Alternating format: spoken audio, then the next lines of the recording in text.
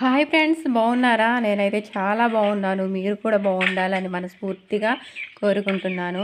ఇక్కడ చూడండి, పొద్దునే మా నాన్న అయితే అరక దున్నడానికి అరక రెడీ చేస్తుంది. చూడండి ఎలా కడుతున్నారు. ముందుగా అయితే ఇలా కట్టేసి పొలం దగ్గరికి తీసుకెళ్ళేసి అక్కడైతే ఈరోజు అరక దున్నడానికి అయితే వెళ్తున్నారు మా నాన్న. ఇక్కడ చూడండి, మేమైతే అరగలతోనే పొలాన్ని దున్నేసి పంటలు అయితే వేస్తాము. ట్రాక్టర్తో దున్నించాలంటే చాలా ఖర్చు అవుతుంది. అందుకనేసి మా నాన్న నేనే దున్నుతానన్నాడు. అందుకని పొద్దున్నే ఇలా అరకలు కట్టుకొని పొలం దగ్గరికి అయితే వెళ్ళిపోతున్నారు.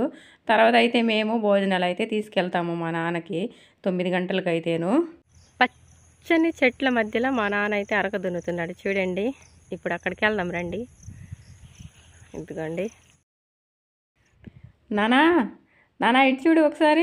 ఇదిగో చూడండి, మా నాన్న అయితే అసలు వినిపించుకోకుండానే ఇలా దున్నేస్తున్నారు. ఇదైతే మేము ఈరోజు మొదటిసారిగా ఈ పొలాన్ని దున్నుతున్నాము. చూడండి ఎలా వస్తున్నాయో, అలా మట్టి గడ్డలు అయితే ఎలా వస్తున్నాయో. ఇలా ఒకసారి దున్నిన తర్వాత అయితే మళ్ళొక వారం తర్వాత మళ్ళీ దీన్ని ఇరవలేస్తారు. ఇదేమో సాలేస్తున్నారు అంటారు. ఇలా 2-3 సార్లు దున్నుతే కానీ ఈ చేను విత్తనాలు చల్లుకోవటానికి మాకు అనువుగా ఉంటుంది. అందుకనేసి మేము ఇలా దున్నించుకుంటున్నాము. మా నాన్న అయితే ఇలా దున్నుకుంటున్నాడు. ఒక రైతు అనేవాడు పొద్దున్నుంచి కష్టపడితేనే తనకి పంట అనేది పండుద్ది. ఆ పంటకు కూడా తగిన ఫలితం ఉండదు. పోయిన సంవత్సరం అయితే ఈ పొలంలో మేము వేరుశనగ వేసాము. అవి అంతగా లాభం రాలేదు. మేము వేసిన దానికి కూడా నష్టమే వచ్చింది. అందుకనేసి ఈ సంవత్సరం కూడా వేరే పంట వేద్దామని మా నాన్న ఇప్పుడైతే దీన్ని దున్నుకుంటున్నారు. మాకు ఈ వ్యవసాయంలో లాభం అనేది ఎప్పుడు అంతగా రాలేదు. లాభం వచ్చినా రాకపోయినా మేము పంట మాత్రం వేస్తూనే ఉంటాము. ఒక్కసారన్నా లాభం రాకపోదా అనే ఆశతో పంటలు వేస్తూ ఉంటాము. బాగా పండిన సంవత్సరం ఏమో అకాల వర్షాల వల్ల ఆ పంటలేమో పాడవుతాయి. పాడవడం వలన మాకు అప్పుడు చాలా నష్టం వచ్చుద్ది.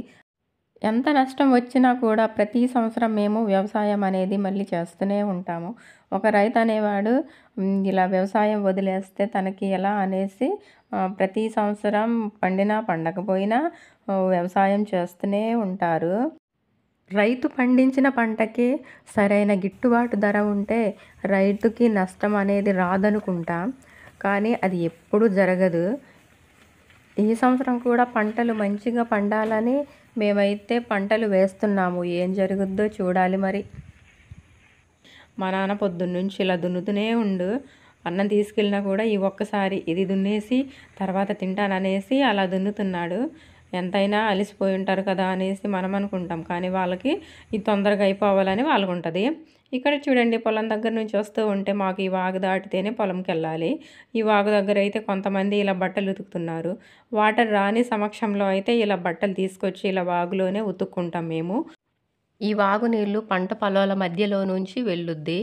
ఈ నీటినే పంట పొలాలకైతే వాడుకుంటారు. వర్షాలు ఉన్నప్పుడే వాగులో నీళ్ళు వస్తాయి, తర్వాత మాత్రం అస్సలు ఉండవు. ఇది పరిస్థితి ఫ్రెండ్స్ మా పల్లెటూరులో.